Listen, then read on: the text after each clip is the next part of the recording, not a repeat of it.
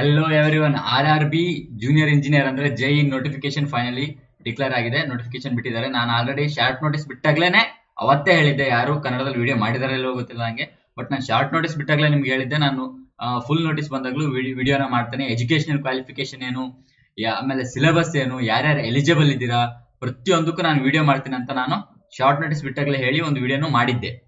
So ಈಗ ಎಷ್ಟೆಷ್ಟು ಯಾವ್ಯಾವ ಸಿಲೆಬಸ್ ಇದೆ, ಯಾರ್ಯಾರು ಎಲಿಜಿಬಲ್, ಯಾವ್ಯಾವ ಡಿಗ್ರಿ ಅವ್ರು ಎಲಿಜಿಬಲ್, ಇಂಜಿನಿಯರ್ಸ್ ಯಾವ ಇಂಜಿನಿಯರಿಂಗ್ ಅಲ್ಲೂ ಯಾವ್ಯಾವ ಮಾಡಿರ್ಬೇಕು, ಡಿಪ್ಲೊಮಾ ಮಾಡಿದ್ರೆ ಯಾರ್ಯಾರು ಮಾಡಿರ್ಬೇಕು, ಹಾಗೆ ಎಜುಕೇಶನಲ್ ಕ್ವಾಲಿಫಿಕೇಶನ್ ಜೊತೆಗೆ ಸಿಲೆಬಸ್ ಹೆಂಗಿದೆ, ಪ್ರತಿಯೊಂದನ್ನು ಡೀಟೇಲ್ಸ್ ಆಗಿ ನೋಡ್ತಾ ಹೋಗುವ ಒನ್ ಬೈ ಒನ್. ಓಕೆನಾ? ಹಾಗೆ ಮತ್ತೆ ಏನು ಎಕ್ಸಾಮ್ ಪ್ಯಾಟರ್ನ್ ಕೂಡ ಹೆಂಗೆ, ಯಾವ್ಯಾವ ಇದ್ರಲ್ಲಿ ನಡೆಯುತ್ತೆ ಎಕ್ಸಾಮ್ ಪ್ಯಾಟರ್ನ್ ಅನ್ನೋದನ್ನ ನೋಡುವ. ಹಾಗೆ ವೇಕೆನ್ಸಿ ಕೂಡ ಎಷ್ಟು ಬಂದಿದೆ, ಪ್ರತಿಯೊಂದನ್ನು ಡೀಟೇಲ್ಸ್ ಅನ್ನ ಈ ವಿಡಿಯೋದಲ್ಲಿ ಕೊಡ್ತೀನಿ. ಕೊನೆವರೆಗೂ ನೋಡಿ ಅಂಡ್ ಲೈಕ್ ಮಾಡಿ, ಶೇರ್ ಮಾಡಿ. ನಿಮಗೆ ಇನ್ನೂ ಹೆಚ್ಚು ಮಾಹಿತಿ ಸಿಗ್ತಾ ಹೋಗುತ್ತೆ. ಸಬ್ಸ್ಕ್ರೈಬ್ ಕೂಡ ಮಾಡಿ. ಯಾಕೆ ಅಂತಂದ್ರೆ ನಿಮಗೆ ಕನ್ನಡದಲ್ಲಿ ಮೊಟ್ಟ ಮೊದಲು ಇನ್ಫಾರ್ಮೇಶನ್ ಸಿಗೋದು ಇದೇ ಚಾನಲ್ ಅಲ್ಲಿ. ಯಾರ್ಯಾರು ಇಷ್ಟು ಬೇಗ ನನ್ನಷ್ಟು ಬೇಗ ಇನ್ಫಾರ್ಮೇಶನ್ ಅವ್ರಿಗೆ ಫಸ್ಟ್ ಆಫ್ ಆಲ್ ಗೊತ್ತೇ ಆಗಲ್ಲ. ಅವರು ಸ್ಟೇಟ್ ಎರಡನ್ನೂ ಫೋಕಸ್ ಮಾಡ್ತಾರೆ. ನಾನು ಸೆಂಟ್ರಲ್ ಗೌರ್ಮೆಂಟ್ ಮಾತ್ರ ಫೋಕಸ್ ಮಾಡೋದ್ರಿಂದ ನನಗೆ ಫಸ್ಟ್ ಇನ್ಫಾರ್ಮೇಶನ್ ಗೊತ್ತಾಗುತ್ತೆ. ಹಾಗಾಗಿ ನೀವು ಚಾನಲ್ ನ ಸಬ್ಸ್ಕ್ರೈಬ್ ಮಾಡ್ಕೊಳ್ಳಿ. ಅದು ಅಲ್ಲದೆ ನಂದು ಟೆಲಿಗ್ರಾಮ್ ಚಾನಲ್ ಇದೆ, ಅದ್ರಲ್ಲಿ ನಾನು ಆಲ್ರೆಡಿ ನೋಟಿಫಿಕೇಶನ್ ನ ಹಾಕಿದ್ದೀನಿ, ಡೀಟೇಲ್ಡ್ ನೋಟಿಫಿಕೇಶನ್. ನಾನು ಎಲ್ಲದನ್ನೂ ಎಕ್ಸ್ಪ್ಲೇನ್ ಮಾಡೋಕ್ಕಾಗಲ್ಲ. ನಿಮ್ಗೆ ಏನೇನು ರಿಕ್ವೈರ್ಮೆಂಟ್ ಇದೆ, ನಾನೇನೋ ಒಂದು ಸ್ವಲ್ಪ ಬೇರೆ ವಿಷಯ ನೀಟಾಗಿ ನೋಡಬೇಕು, ನಂಗೆ ಒಂದು ಪರ್ಟಿಕ್ಯುಲರ್ ವಿಷಯದ ಮೇಲೆ ಕ್ಲಾರಿಫಿಕೇಶನ್ ಬೇಕು ಅನ್ನೋರು ನೋಟಿಫಿಕೇಶನ್ ಅನ್ನ ನಾನು ಟೆಲಿಗ್ರಾಮ್ ಚಾನಲ್ ಹಾಕಿದ್ದೇನೆ. ಅವರು ಟೆಲಿಗ್ರಾಮ್ ಚಾನಲ್ ಮೂಲಕ ನೋಟಿಫಿಕೇಶನ್ ಅನ್ನ ನೀಟಾಗಿ ಓದ್ಕೋಬಹುದು, ಏನೇನು ಅವ್ರಿಗೆ ಬೇಕು ಅಂತ. ಹಾಗೆ ಆ Telegram channel link channel description ಅಲ್ಲಿ ಇದೆ. ನೀವು ಅಲ್ಲಿಂದ ಕ್ಲಿಕ್ ಮಾಡ್ಕೊಂಡು ಡೈರೆಕ್ಟ್ ಆಗಿ ಹೋಗೋದು. ಇಲ್ಲಿ ನೋಡೋದಾದ್ರೆ ನೋಟಿಫಿಕೇಶನ್ ಬಂದ್ರೆ ಆನ್ಲೈನ್ ಅಪ್ಲಿಕೇಶನ್ ಡೇಟ್ 14/8 ಅಂತಂದ್ರೆ ನಾಳೆಯಿಂದ ಓಪನ್ ಆಗುತ್ತೆ ಅಪ್ಲಿಕೇಶನ್ ಹಾಕ್ಲಿಕ್ಕೆ. ಹಾಗೆ ಕ್ಲೋಸಿಂಗ್ ಡೇಟ್ ಬಂದ್ಬಿಟ್ಟು ಸೆಪ್ಟೆಂಬರ್ 13ಕ್ಕೆ ಕ್ಲೋಸಿಂಗ್ ಡೇಟ್ ಇರುತ್ತೆ. ಆಮೇಲೆ ಇದು ಪೇಮೆಂಟಿಗೆ ಲಾಸ್ಟ್ ಡೇಟ್. ಓಕೆನಾ? ಇಷ್ಟು ಮುಗಿದ್ಮೇಲೆ ನೆಕ್ಸ್ಟ್ ಮೆಡಿಕಲ್ ಎಕ್ಸಾಮಿನೇಷನ್ ಇದಲ್ಲ, ಅದಾದ್ಮೇಲೆ ಅವರು ಹೇಳಿದ್ರೇನು, ಇದು ಡೇಟ್ ಆಫ್ ಮಾಡಿಫಿಕೇಶನ್ ಅಂತಂದ್ರೆ ನೀವು ಅಪ್ಲಿಕೇಶನ್ ಅಲ್ಲಿ ಇನ್ನೇನಾದ್ರೂ ತಪ್ಪಾಗಿದ್ರೆ, ನೀವು ಅಪ್ಲಿಕೇಶನ್ ಹಾಕ್ಬೇಕಾದ್ರೆ ಏನೋ ಒಂದು ತಪ್ಪಾಗಿರುತ್ತೆ. ಸೊ ಆ ತಪ್ಪಾದ್ರೆ ನಿಮ್ಗೆ ಅದನ್ನ ಕರೆಕ್ಟ್ ಮಾಡ್ಕೊಳ್ಳೋದಕ್ಕೆ ಅಲ್ಲೂ ಒಂದು ಮಿನಿಮಮ್ ಚಾರ್ಜ್ ಹಾಕಿರ್ತಾರೆ. ಅದನ್ನ ಕರೆಕ್ಟ್ ಮಾಡ್ಕೊಳ್ಳೋದಕ್ಕೆ ನಿಮ್ಗೆ ಈ ಡೇಟ್ ಅವ್ರು ಬಿಡ್ತಾರೆ. ಒಂದ್ ದಿವಸ ಈ ಡೇಟ್ ಲಾಸ್ಟ್ ಡೇಟ್ ಆಗಿರುತ್ತೆ. ಇಲ್ಲಿಂದ ಇಲ್ಲಿವರೆಗೂ ನಿಮ್ಗೆ ಒಂದು ವಿಂಡೋ ಬಿಡ್ತಾರೆ, ತಪ್ಪಾಗಿದ್ರೆ ಸರಿ ಮಾಡ್ಕೊಳ್ಳಿ ಅಂತ. ಸೊ ಅವತ್ತಿನ ದಿವಸ ನೀವು ಸರಿ ಮಾಡ್ಕೋಬಹುದು ಇನ್ ಕೇಸ್ ತಪ್ಪಾಗಿದ್ರೆ. ಓಕೆನಾ? ಟೋಟಲ್ ಇದು ಲೆವೆಲ್ 6 ಪೋಸ್ಟ್ ನೋಡ್ತಾ ಇರ್ಬೋದು ನೀವು. ಇದು ಇನಿಷಿಯಲ್ ಪೇ ಸ್ಕೇಲ್. ಇದಕ್ಕೆ ಅಲೋವೆನ್ಸಸ್ ಎಲ್ಲ ಆಡ್ ಆಗಿ ನಿಯರ್ಲಿ 60,000 to 70,000 ಸ್ಯಾಲರಿ ಆಗುತ್ತೆ. This is the best opportunity central government ಅಲ್ಲಿ. ಓಕೆನಾ? ಆಮೇಲೆ ಇದು ಏಜ್ ಗ್ರೂಪ್ 18ರಿಂದ 33 ವರ್ಷ ಏಜ್ ಗ್ರೂಪ್. 3,993 ಅಂತಂದ್ರೆ ನಿಯರ್ಲಿ 4,000 ವೇಕೆನ್ಸಿಗಳು SSC JEಯಲ್ಲಿ, ರೈಲ್ವೆ JEಯಲ್ಲಿ. SSC JEನೂ ನೋಟಿಫಿಕೇಶನ್ ಬರುತ್ತೆ, ಅದನ್ನ ಹೇಳ್ತೇನೆ. ಸೊ ಇದು ರೈಲ್ವೆ JEಯಲ್ಲಿ ಮತ್ತೆ RRB JE. Okay, railway JE ಅಥವಾ RRB JE ಇದು ಒಂದು ಹ್ಯೂಜ್ ನೋಟಿಫಿಕೇಶನ್, ಹ್ಯೂಜ್ ವೇಕೆನ್ಸಿನೇ ಅಂತಾನೆ ಹೇಳ್ಬೋದು. ಹಾಗೆ ಎಜುಕೇಶನಲ್ ಕ್ವಾಲಿಫಿಕೇಶನ್ ಅಂತಂದ್ರೆ ಕೆಲವೊಂದು ಪೋಸ್ಟ್ ಗಳಿಗೆ ಕೆಲವೊಂದು ಎಜುಕೇಶನಲ್ ಕ್ವಾಲಿಫಿಕೇಶನ್ ಇರೋರು ಏನು ಎಲಿಜಿಬಲ್ ಇರಲ್ಲ. ಸೊ ಹಾಗಾಗಿ ಕಾಂಪಿಟೇಷನ್ ಕೂಡ ಕಡಿಮೆ ಇರುತ್ತೆ. ಸೊ ಕಂಪ್ಲೀಟ್ ಆಗಿ ನೋಡಿ ಹೇಳ್ತೇನೆ, ಪ್ರತಿಯೊಂದು ಇನ್ಫಾರ್ಮೇಶನ್ ಕೊಡ್ತೇನೆ ನಾನು. ಇಲ್ಲಿ ನೋಡ್ತಾ ಇರ್ಬೋದು, ನೀವು ಯಾವ ಝೋನಿಗೆ ಬೇಕಾದ್ರೂ ಹಾಕ್ಬೋದು. ಹಾಗೆ ಮಲ್ಟಿಪಲ್ ಝೋನಿಗೆ ಹಾಕಿದ್ರೆ ಕ್ಯಾನ್ಸಲ್ ಆಗ್ತೀರಾ. ಯಾಕಂದ್ರೆ ಯಾವ ಝೋನಿಗೆ ಬೇಕಾದ್ರೂ ನೀವು ಅಪ್ಲಿಕೇಶನ್ ಹಾಕ್ಬೋದು. ಯಾವ ಝೋನಲ್ಲಿ ಎಷ್ಟೆಷ್ಟು ವೇಕೆನ್ಸಿ ಇದೆ ನೋಡ್ಕೊಂಡು, ವೇಕೆನ್ಸಿ ಎಲ್ಲೆಲ್ಲಿ ಎಷ್ಟೆಷ್ಟಿದೆ, ಹೇಗಿದೆ ಪ್ರತಿಯೊಂದನ್ನು ತೋರಿಸ್ತೇನೆ. ಓಕೆನಾ? ಎಲಿಜಿಬಿಲಿಟಿ ಕ್ರೈಟೀರಿಯಾ ನೋಡೋದಾದ್ರೆ consider based on furnished candidates online application. ನಿಮ್ದು ಎಲಿಜಿಬಲ್ ಇದನ್ನ ಆನ್ಲೈನ್ ಅಪ್ಲಿಕೇಶನ್ ನೀವು ಏನ್ ಹಾಕ್ತೀರಾ ಅದ್ರ ಮೇಲೆ ಅವ್ರು ಕನ್ಸಿಡರ್ ಮಾಡ್ತಾರೆ. ನೀವು ಯಾರು ಬೇಕಾದ್ರೂ ಅಪ್ಲಿಕೇಶನ್ ಹಾಕ್ಬೋದು, ಸಮಸ್ಯೆ ಇಲ್ಲ. ಇನ್ ಕೇಸ್ ಎಕ್ಸಾಮ್ ಎಕ್ಸ್ಪೀರಿಯನ್ಸ್ ಬೇಕು ಅಂತಂದ್ರೆ. ಬಟ್ ನಿಮ್ಮನ್ನ DVಯಲ್ಲಿ ನಿಮ್ದು ಎಜುಕೇಶನ್ ಕ್ವಾಲಿಫಿಕೇಶನ್ ಕ್ಯಾಸ್ಟ್ ಏನಾದ್ರು ಮಿಸ್ ಮ್ಯಾಚ್ ಆದ್ರೆ DVಯಲ್ಲಿ ಬಿಸಾಡ್ತಾರೆ ಅಷ್ಟೇ. ನೆಕ್ಸ್ಟ್ ಎಸೆನ್ಷಿಯಲ್ ಕ್ವಾಲಿಫಿಕೇಶನ್ ಪ್ರತಿಯೊಂದು ಹೇಳ್ತೇನೆ, document. Okay, next OBC reservation ಇದೆ. OBC SC ST ಪ್ರತಿಯೊಂದು ರಿಸರ್ವೇಶನ್ ಇದೆ. ಹಾಗೆ ನೋಡೋದಾದ್ರೆ ನೆಕ್ಸ್ಟ್ ನೀವು SC ST ಕ್ಯಾಂಡಿಡೇಟ್ಗೆ 250 ರೂಪಾಯಿ ಫೀಸು, ನಾರ್ಮಲ್ ಕ್ಯಾಂಡಿಡೇಟ್ಗೆ 500 ರೂಪಾಯಿ ಫೀಸ್ ಆಗುತ್ತೆ. 400 ರೂಪಾಯಿ ವಾಪಸ್ ಬರುತ್ತೆ. ನಿಮ್ಗೆ ಎಲ್ರಿಗೂ ಗೊತ್ತಿದೆ. ಓಕೆನಾ? ಆನ್ಲೈನ್ ಫೀಸು ಇಲ್ಲೆಲ್ಲ ಇದೆಯಾ, ಅದು ಇಲ್ಲೆಲ್ಲ ಇರುತ್ತೆ ನೋಡ್ರಿ. ನಾರ್ಮಲ್ ಆಗಿ ಅಷ್ಟೇ ಫೀಸ್ ಇರುತ್ತೆ, ರೈಲ್ವೆ ಫೀಸು. ಓಕೆ ಮತ್ತೇನಿಲ್ಲ. 1/3 ನೆಗೆಟಿವ್ ಮಾರ್ಕಿಂಗ್ ಕೂಡ ಇದೆ ಅಂತ ಹೇಳಿದ್ರೆ, ರಾಂಗ್ ಆನ್ಸರ್ ಮಾಡಿದ್ರೆ. ಇದು ಎಕ್ಸಾಮ್ ಅಲ್ಲಿ short listed candidate normal CBT 2 ಇದೆಯಲ್ಲ, ಅಂದ್ರೆ CBT 2 ಎಕ್ಸಾಮ್ ಆಗುತ್ತೆ. ಅದನ್ನು ಹೇಳ್ತಾನೆ ಹೆಂಗೆ ಇದಾಗುತ್ತೆ, ಏನೋ ಪ್ಯಾಟರ್ನ್ ಏನು, CBT 2 ಎಷ್ಟು ಸಬ್ಜೆಕ್ಟ್, CBT 1 ಇದರಲ್ಲಿ ಎಷ್ಟು ಅಂತೇಳಿ. ಇದು 1:1ಗೆ DV ಕರೀತಾರೆ. ಅಂತಂದ್ರೆ ನೀವು ಡಾಕ್ಯುಮೆಂಟ್ ವೆರಿಫಿಕೇಶನ್ ಅವರು 1:1 ಕರೆಯೋದು, ಅಂದ್ರೆ ಮೆಡಿಕಲ್ ಎಕ್ಸಾಮಿನೇಷನ್ ಮತ್ತೆ ಡಾಕ್ಯುಮೆಂಟ್ ವೆರಿಫಿಕೇಶನ್ ಗೆ. ನೀವು ಅಲ್ಲಿಗೆ ಹೋದ್ರಿ ಅಂತಂದ್ರೆ ಆಲ್ಮೋಸ್ಟ್ ನೀವು ಸೆಲೆಕ್ಟೆಡ್. ನಿಮ್ ಡಾಕ್ಯುಮೆಂಟ್ ಸರಿ ಇಲ್ಲ ಅಂದ್ರೆ ಮಾತ್ರ ನೀವು ರಿಜೆಕ್ಟ್ ಆಗ್ತೀರಾ. ಆದ್ರೆ CBT2ಗೆ ಅಂದ್ರೆ ಮೈನ್ಸ್ಗೆ ನಿಮ್ಮನ್ನ 1:15 ಕರೀತಾರೆ. ಓಕೆ, 1:15 ರೇಷಿಯೋ ಕರೀತಾರೆ. ಸೊ ಮೈನ್ಸ್ಗೆ ಆರಾಮಾಗಿ ತುಂಬಾ ಜನ ಸೆಲೆಕ್ಟ್ ಆಗ್ಬೋದು. ನೀವು ಈಗ ಪ್ರಿಪರೇಷನ್ ಆಗಿಲ್ಲ ಅಂತಂದ್ರೆ 1:15 ಅಲ್ಲಿ ನೀವು ಸೆಲೆಕ್ಷನ್ ಹಾಕೊಂಡು ಹಾಗೆ ಮೈನ್ಸ್ ಎಕ್ಸಾಮ್ ಆಗೋಕ್ಕೆ ತುಂಬಾ ಟೈಮ್ ಇರುತ್ತೆ. ಪ್ರಿಲಿಮ್ಸ್ ಎಕ್ಸಾಮ್ ಬೇಗ ಆಗುತ್ತೆ, ಮೈನ್ಸ್ ಎಕ್ಸಾಮ್ ತುಂಬಾ ಟೈಮ್ ಇರುತ್ತೆ. ಸೊ ಅಷ್ಟರೊಳಗೆ ನೀವು ಸಿಲೆಬಸ್ ಅನ್ನ ಕವರ್ ಮಾಡ್ಕೋಬಹುದು. ಯಾಕಂತಂದ್ರೆ ಪ್ರಿಲಿಮ್ಸ್ ಸಿಲೆಬಸ್ ಮೈನ್ಸ್ ಸಿಲೆಬಸ್ ಬೇರೆ ಬೇರೆ ಇದೆ. ಸೊ ಪ್ರತಿಯೊಬ್ರು ಕೂಡ ಪ್ರಿಲಿಮ್ಸ್ ಪಾಸ್ ಆಗಿ ಇಷ್ಟರೊಳಗೆ ಪ್ರಿಪೇರ್ ಆಗಿದಾರಲ್ಲ ಅವರು ಕೂಡ ಮೈನ್ಸ್ಗೆ ಸೆಪರೇಟ್ ಆಗಿ ಪ್ರಿಪರೇಷನ್ ಆಗಬೇಕಾಗುತ್ತೆ. ಸೊ ನಿಮಗೂ ಕೂಡ ಅಪರ್ಚುನಿಟಿ ಇದೆ, ಇನ್ನೂ ಏನು ಕಾಲ ಮೀರಿಲ್ಲ. ಬಟ್ ಆದ್ರೂ ಇಷ್ಟರೊಳಗೆ ಹೋದ ವರ್ಷದವರು ಸ್ಟಡಿ ಮಾಡ್ಕೊಂಡಿರೋ ಇರ್ತಾರೆ.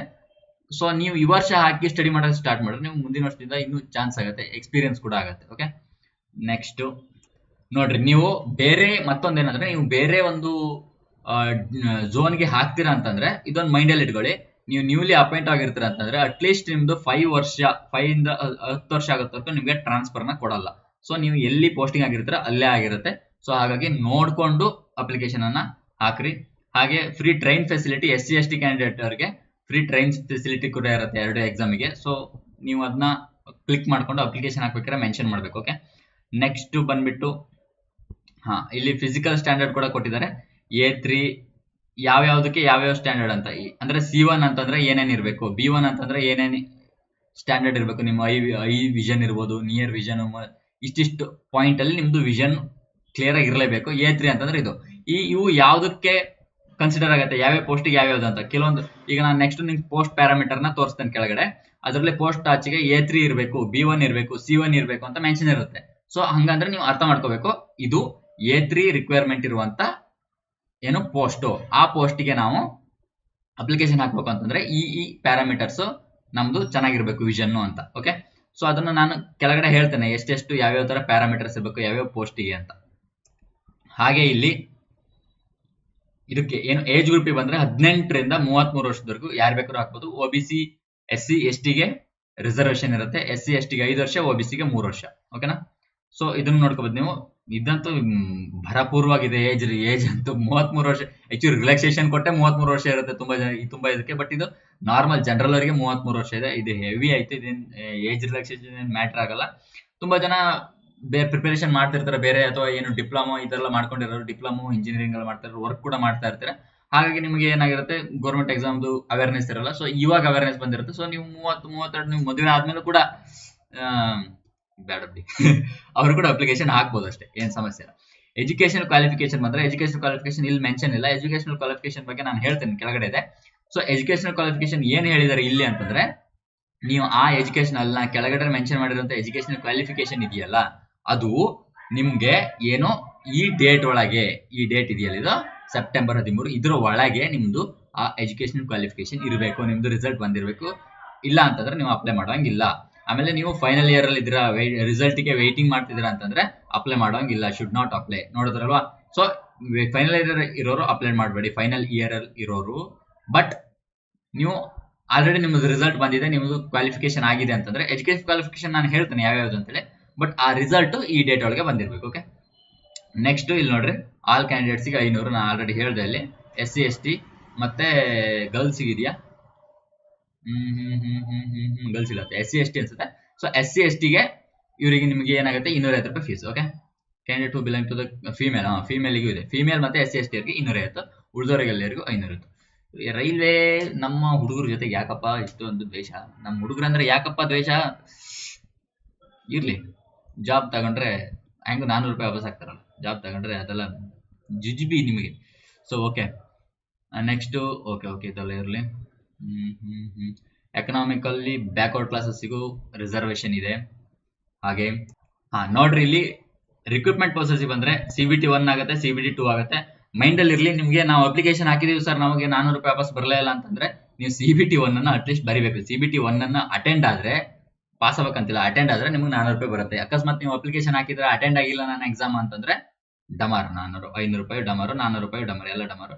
ಸೊ ಓಕೆ, ಆಮೇಲೆ DV ಆಗುತ್ತೆ, ಮೆಡಿಕಲ್ ವೆರಿಫಿಕೇಶನ್ ಆಗುತ್ತೆ. ಓಕೆ, ಸೊ ನಿಮಗೆ ಇಲ್ಲಿ 1:1 ರೇಷಿಯೋ ಕರೀತಾರೆ. ಇಲ್ಲಿ ಬಂದ್ರೆ ಅಂದ್ರೆ ನೀವು ಸೆಲೆಕ್ಷನ್ ಅಂತಾನೆ. ಸೊ ನೆಕ್ಸ್ಟ್ ಏನು, ಇಲ್ಲಿ ಬಂದ್ರೆ ನೀವು ನೋಡ್ತಾ ಇರ್ಬೋದು ಸಿಲೆಬಸ್ ನಾನು ಹೇಳ್ಬಿಡ್ತೇನೆ. CBT 1 ಗೆ ಏನು 120 ನಿಮಿಷ ಯಾರಿಗಿರುತ್ತೆ, ಫಿಸಿಕಲಿ ಹ್ಯಾಂಡಿಕ್ಯಾಪ್ಟ್ ಇವ್ರು ಇರ್ತಾರಲ್ಲ ಅವ್ರಿಗಿರುತ್ತೆ. ಸ್ಕ್ರೈಬ್ ಅಂತ ತಗೊಂಡ್ ಬಂದವರಿಗೆ, ಸ್ಕ್ರೈಬ್ ಅಂತಂದ್ರೆ ಎಕ್ಸ್ಟ್ರಾ ಅವರಿಗೆ ಎಕ್ಸಾಮ್ ಕೊಡಕ್ಕಾಗಲ್ಲ ಅಂತ ಅವ್ರು ಇನ್ನೊಬ್ರನ್ನ ಕೊಡಕ್ ನೇಮಕ ಮಾಡ್ಕೊಂತಾರಲ್ಲ ಅವರು. ಸೊ 90 ನಿಮಿಷ ನಾರ್ಮಲ್ 1.5 ಗಂಟೆ ಇರುತ್ತೆ. 1.5 ಗಂಟೆ ಬೆಚ್ಚನ ಆಯ್ತು 100 ಕ್ವಶನ್ಗೆ. ಸೊ 100 ಕ್ವಶನ್ ಇರುತ್ತೆ, ಇದು ಏನೋ 1.5 ಗಂಟೆ ಇರುತ್ತೆ. ಹಾಗೆ ನೀವು ಸಿಲೆಬಸ್ ಇಲ್ಲಿ ಕಂಪ್ಲೀಟ್ ಆಗಿ ಡಿವಿಷನ್ ಮಾಡಿ ನೋಡೋದಾದ್ರೆ ಮ್ಯಾಥ್ಸ್ಗೆ 30 ಮಾರ್ಕ್ಸ್, ಮ್ಯಾಥ್ಸ್ಗೆ ಹೈ ವೇಟೇಜ್ ಇರೋದು. ಸೊ ಸೈನ್ಸಿಗೆ ಕೂಡ ಇದೆ, and general intelligence and reasoning, general awareness. Science and ಭಾರಿ ಇರಲ್ಲ, 10th ಲೆವೆಲ್ ಸೈನ್ಸ್ ಇರುತ್ತೆ ಇಲ್ಲಿ ಕೊಟ್ಟಿದ್ದಾರೆ ನೋಡಿ. Physical science, life sciences 10th based CBSE syllabus. So science 30 marks ಇದೆ. ಸೊ ಸೈನ್ಸ್ ಅನ್ನ ನಿಮಗೆ ಸೈನ್ಸ್ ಮತ್ತೆ ಮ್ಯಾಥ್ಸ್ಗೆ ಹೆವಿ ವೇಟೇಜ್ ಇರೋದು. ಹಾಗೆ ಜನರಲ್ ಇಂಟೆಲಿಜೆನ್ಸ್ ಯಾರು ಬೇಕಾದ್ರೂ ಮಾಡ್ತಾರೆ. ಜನರಲ್ ಅವೇರ್ನೆಸ್ ತುಂಬಾ ಕಡಿಮೆ ವೇಟೇಜ್ ಇದೆ.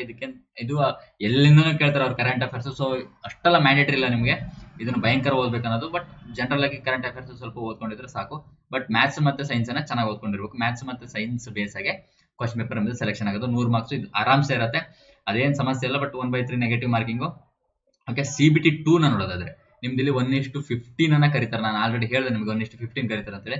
ಸೊ ಇದು ಏನಾಗಿರುತ್ತೆ ನೋಡ್ರಿ, ನಂಗೆ ಆಲ್ರೆಡಿ ಗೊತ್ತಿರುತ್ತೆ ಇದ್ರ ಬಗ್ಗೆ ಎಲ್ಲ. ನಿಮ್ಮ ಟೀಚರ್ಸ್ ಗಳಿಗೆ ಏನಾಗಿರುತ್ತೆ ಗೊತ್ತಾ, ಕನ್ನಡದಲ್ಲಿ ಸುಮಾರು ಜನಕ್ಕೆ ನೋಟಿಫಿಕೇಶನ್ ಅಲ್ಲ, ಅವ್ರಿಗೆ ಏನ್ ಎಕ್ಸಾಮ್ ಯಾವ್ದಂತಾನೆ ಗೊತ್ತಿಲ್ಲ. ಒಟ್ಟು ಬಿಸ್ನೆಸ್ ಬಗ್ಗೆ ನಾವು RRB JEE ಮಾಡ್ತೀವಿ, ಸಿಲೆಬಸ್ ಮಾಡ್ತೀವಿ, SSC JEE ಮಾಡ್ತೀವಿ, SSC NTPC ಮಾಡ್ತೀವಿ, ಸಾರಿ ರೈಲ್ವೆ NTPC ಮಾಡ್ತೀವಿ, SSC ಮಾಡ್ತೀವಿ. ಹಾಗೆ ಬರ ಎಲ್ಲದಕ್ಕೂ ನಾವು ಟೀಚಿಂಗ್ ಮಾಡ್ತೀವಿ. ಸೆಲೆಕ್ಷನ್ ಮಾತ್ರ GD ಒಂದೇ ಸೆಲೆಕ್ಷನ್ ಮಾಡ್ಸೋದು ನಾವು. ಬೇರೆ ಸೆಲೆಕ್ಷನ್ ಎಲ್ಲ ನಮ್ಮ ಸ್ಟೂಡೆಂಟ್ ಬೇರೆ ಸೆಲೆಕ್ಷನ್ ಮಾಡಕ್ಕಾಗಲ್ಲ, ಯಾಕಂದ್ರೆ ಟೀಚಿಂಗ್ ಅವ್ರದ್ದು ಹಂಗಿದೆ. ಬಿಡಿ ಹೋಗ್ಲಿ. ಬಟ್ ನಾನು ಯಾರ್ಯಾರ ಹತ್ರ ಹೆಂಗೆ ಸಿಲೆಬಸ್ ನ ಕಂಪ್ಲೀಟ್ ಮಾಡ್ಬೇಕು ಅಂತ ನಾನು ಐಡಿಯಾ ಕೊಡ್ತೇನೆ ನಿಮ್ಗೆ ಇನ್ನೊಂದು ವಿಡಿಯೋದಲ್ಲಿ. ಬಟ್ ಚಾನಲ್ ಸಬ್ಸ್ಕ್ರೈಬ್ ಮಾಡ್ಕೊಳ್ಳಿ ಇರ್ಲಿ. ಓಕೆ, ಇದರಲ್ಲಿ ಮೈನ್ಸ್ ಅಲ್ಲಿ ಏನಾಗಿರುತ್ತೆ ಅಂತಂದ್ರೆ 150 ಮಾರ್ಕ್ಸ್ಗೆ ಏನಿರುತ್ತೆ ಎಕ್ಸಾಮ್ ಇರುತ್ತೆ. ಓಕೆ, ಜನರಲ್ ಅವೇರ್ನೆಸ್ ಇರುತ್ತೆ. ಇಲ್ಲಿ ನೀಟಾಗಿ ಇದರಲ್ಲೇ ಬಂದ್ಬಿಡ್ತೇನೆ. ಓಕೆ, ಜನರಲ್ ಅವೇರ್ನೆಸ್ 15 ಮಾರ್ಕ್ಸ್, ಎಲ್ಲದು 15 ಮಾರ್ಕ್ಸ್ ಇರುತ್ತೆ. ಓಕೆ, ಇದರಲ್ಲಿ ಏನು ಬಾರಿ ಇಲ್ಲ. ಏನು ಕಂಪ್ಯೂಟರ್ ಅಪ್ಲಿಕೇಶನ್ 10 ಮಾರ್ಕ್ಸ್, ಹಾಗೆ ಏನು ಬೇಸಿಕ್ ಎನ್ವಿರಾನ್ಮೆಂಟ್ ಪೊಲ್ಯೂಷನ್ ಕಂಟ್ರೋಲ್ ಬಗ್ಗೆ 10 ಮಾರ್ಕ್ಸ್, ಹಾಗೆ ಟೆಕ್ನಿಕಲ್ ಎಬಿಲಿಟೀಸ್ ಅಂತಂದ್ರೆ ನಿಮ್ದು ಈಗ ಪರ್ಟಿಕ್ಯುಲರ್ ನೀವು ಸಿವಿಲ್ ಇಂಜಿನಿಯರ್ ಅಥವಾ ಸಿವಿಲ್ ಪೋಸ್ಟೆಡ್ ಆಗಿದ್ರೆ, ಸಿವಿಲ್ ಇಂಜಿನಿಯರಿಂಗ್ ಬೇಸ್ಡ್ ಪೋಸ್ಟೆಡ್ ಆಗಿದ್ರೆ, ಎಲೆಕ್ಟ್ರಿಕಲ್ ಇಂಜಿನಿಯರಿಂಗ್ ಬೇಸ್ಡ್ ಪೋಸ್ಟ್ ಆಗಿದ್ರೆ ಆ ಪೋಸ್ಟಿಗೆ ತಕ್ಕಂತೆ ನಿಮಗೆ ಟೆಕ್ನಿಕಲ್ ಎಬಿಲಿಟಿ ಬಗ್ಗೆ 100 ಮಾರ್ಕ್ಸ್ ಕ್ವಶನ್. ಇದು ಸ್ಪೆಸಿಫಿಕ್ ಪೇಪರ್ ಇರುತ್ತೆ. ಇದು ನೀವು ಪ್ರಿಲಿಮ್ಸ್ ಆದ್ಮೇಲೂ ಕೂಡ ಪ್ರಿಪರೇಷನ್ ಆಗ್ಬೋದು, ಯಾಕಂದ್ರೆ ತುಂಬಾ ಟೈಮ್ ಇರುತ್ತೆ. ಎಲ್ಲರೂ ಮಾಡೋದು ಹಾಗೇನೆ. ಯಾಕಂತಂದ್ರೆ ಫಸ್ಟ್ ಆಫ್ ಆಲ್ ಪ್ರಿಲಿಮ್ಸ್ ಆಗೋದ ಕಷ್ಟ, ಇದನ್ನ ಯಾರು ಇಟ್ಕೊಂಡು ಕುತ್ಕೊಳ್ಳೋದಿಲ್ಲ. ಇದು ಸ್ವಲ್ಪ ಸ್ಪೆಸಿಫಿಕ್ ಪೇಪರ್ ತರ ಇರುತ್ತಲ್ವಾ, ಸೊ ಹಾಗಾಗಿ. ಸೊ ಇದು ಕೂಡ 1/3 ನೆಗೆಟಿವ್ ಮಾರ್ಕಿಂಗ್ ಇರುತ್ತೆ. ಓಕೆ, ನೆಕ್ಸ್ಟ್ ಇಲ್ಲಿ ನೋಡೋದಾದ್ರೆ okay, mechanical based engineering based ಪೋಸ್ಟ್ಗಳು ಇರ್ತಾವಲ್ಲ, ಅವಕ್ಕೆ mechanical engineering, product engineering, automobile engineering, manufacture engineering, ಇವಿಷ್ಟು ಪೋಸ್ಟ್ ಅಲ್ಲಿ ನಿಮ್ದು ಇಂಜಿನಿಯರಿಂಗ್ ಆಗಿರ್ಬೇಕು. ಓಕೆ, ನೆಕ್ಸ್ಟ್ ಎಲೆಕ್ಟ್ರಿಕಲ್ ಅಲೈಡ್ ಬರುತ್ತವಲ್ಲ ಪೋಸ್ಟ್ಗಳು, ಅವಕ್ಕೆ ಎಲೆಕ್ಟ್ರಿಕಲ್ ಇಂಜಿನಿಯರಿಂಗ್, ಹಾಗೆ ಕಾಂಬಿನೇಷನ್ ಆಫ್ ಈ ಪೋಸ್ಟ್ಗಳು ಅಷ್ಟು ಓದ್ಬೇಕು. ನಾನು ಟೈಮ್ ಆಗುತ್ತೆ ಓದ್ತಾ ಹೋದ್ರೆ, ನೋಟಿಫಿಕೇಶನ್ ಹಾಕಿರ್ತೇನೆ ನೋಡ್ಕೊಳ್ರಿ. ಹಾಗೆ ನಿಮ್ದು ಎಲೆಕ್ಟ್ರಿಕಲ್ ಅಲೈಡ್ ಇಂಜಿನಿಯರಿಂಗ್ ಇನ್ನೊಂದ್ ತರದ ಪೋಸ್ಟ್ ಇದೆ. ಇದರಲ್ಲಿ ಇದು ಎಲೆಕ್ಟ್ರಿಕಲ್ ಎರಡು ಕೂಡ ನಿಮ್ದು ಎಲಿಜಿಬಲ್ ಆಗ್ತೀರಾ. ಸೊ ಇದರಲ್ಲಿ ನೀವು ಇಷ್ಟು ಪೋಸ್ಟ್ಗಳು ಏನೋ ನಿಮ್ದು ಡಿಗ್ರಿ ಈ ಇದರಲ್ಲಿ, ಯಾಕಂತಂದ್ರೆ ಕೆಲವರು ಕಂಪ್ಯೂಟರ್ ಸೈನ್ಸ್ ಅಲ್ಲಿ ಇಂಜಿನಿಯರಿಂಗ್ ಮಾಡಿರ್ಬೋದು, ಕೆಲವರು ಆಮೇಲೆ ಏನು ಕಂಪ್ಯೂಟರ್ ಸೈನ್ಸ್ ಅಂಡ್ ಇಂಜಿನಿಯರಿಂಗ್ ಮಾಡಿರ್ಬೋದು, ಅಥವಾ ಕಂಪ್ಯೂಟರ್ ಸೈನ್ಸ್ ಮಾತ್ರ ಮಾಡಿರ್ಬೋದು, ಅಥವಾ ಇನ್ಫಾರ್ಮೇಶನ್ ಟೆಕ್ನಾಲಜಿಯಲ್ಲಿ ಮಾಡಿರ್ಬೋದು ನೀವು IT ಅಲ್ಲಿ. ಸೊ ಇವರೆಲ್ಲರೂ ಕೂಡ ಎಲಿಜಿಬಲ್ ಆಗ್ತೀರಾ ನೀವು ಅಂತ. ಸೊ ನೆಕ್ಸ್ಟ್ ಸಿವಿಲ್ ಅಲೈಡ್ ಅಂದ್ರೆ ಸಿವಿಲ್ ಇಂಜಿನಿಯರಿಂಗ್ ಮಾಡ್ಕೊಂಡಿರೋರಿಗೆ ಸಿವಿಲ್ ಇದರಲ್ಲೂ ಕೂಡ ಪೋಸ್ಟ್ಗಳಿದಾವೆ. ಸೊ ಅದು ಏನೋ ನಿಮ್ಗೆ ಕನ್ಸ್ಟ್ರಕ್ಷನ್ ಡಿಪಾರ್ಟ್ಮೆಂಟ್ ಅಲ್ಲಿ ಇರ್ಬೋದು, ಈ ತರದಲ್ಲಿ ನೀವು ಇಂಜಿನಿಯರಿಂಗ್ ವರ್ಕ್ಗಳು, ರೈಲ್ವೆ ಡಿಪಾರ್ಟ್ಮೆಂಟ್ ಏನ್ ಭಯಂಕರ ನಮ್ದು ಸೋಲಾರ್ ಗಿಲಾರ್ ಎಲ್ಲ ಹಾಕ್ತಿದಾರಲ್ಲ ಹಂಗೆ.